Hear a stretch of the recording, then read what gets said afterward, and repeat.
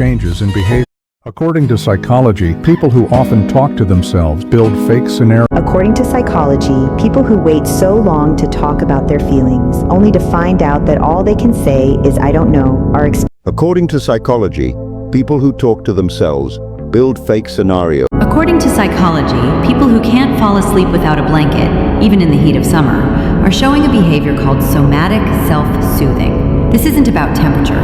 According to psychology, people who go silent when something upsets or hurts them are often experiencing a coping mechanism called emotional withdrawal. According to psychology, people who constantly need reassurance in relationships, texting too often, worrying if someone is upset, or panicking when they don't get a reply are often showing signs of anxious attachment. According to psychology, people who go silent when something upsets them are. According to psychology, people who always feel left out in friend groups, even though they get along with everyone, are often experiencing something called the flatter effect. The flatter effect describes a strange and painful pattern. You're present, you're kind, you connect, but According to psychology, people who never call their parents after leaving home. According to psychology, people who constantly need reassurance in relationships, texting too often, worrying. according to psychology, people who constantly need reassurance in According to psychology, when a child grows up with a father who is absent and a mother. According to psychology, one of the hardest parts of having ADHD is this.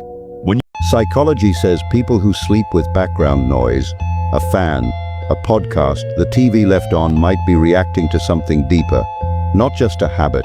That constant sound can be a trauma response shaped by early abandonment or emotional neglect. If you often feel bored and can't seem to get excited about anything, struggling to stick with things even when you force yourself, and constantly feel drained, this fatigue comes from within and can even keep you up at night. You find yourself questioning the meaning of life and sometimes wonder if you're depressed. Yet, According to psychology, one of the hardest parts of being an overthinker is this. When they get attached to someone, their whole mood can shift based on how that person acts around them. According to psychology, people who say sorry too often, even when nothing is their fault, are often coping with a deep fear of rejection or conflict. According to psychology, if you like to talk to yourself when you're alone, it doesn't mean you're crazy. It's one of the most powerful tools your brain has to stay healthy. Psychologists call this self-talk. The way you talk to yourself can literally change how your brain works. For example, athletes and surgeons use positive self-talk to boost focus and reduce stress. According to psychology, the first letter of your name can reveal your quiet strength. Take the letter N, for example. N doesn't seek the spotlight, but its presence can. According to psychology, people who build fake scenarios in their. According to psychology, a human can only have one true friend in their life. According to psychology, people who wait so long to speak about their feelings, only to finally whisper, "I don't know." According to psychology, people who suddenly feel like the world around them isn't real, like they're watching life through a foggy glass or walking in a dream, are experiencing derealization. This isn't just zoning out. It's a dissociative response where the brain temporarily disconnects from reality as a way to cope with overwhelming stress or trauma. Neurologically, derealization is tied to the prefrontal cortex and the amygdala. When the amygdala is overstimulated by fear or stress, the brain sometimes pulls the plug to protect itself. The prefrontal cortex then dulls emotional responses, creating that strange, detached state.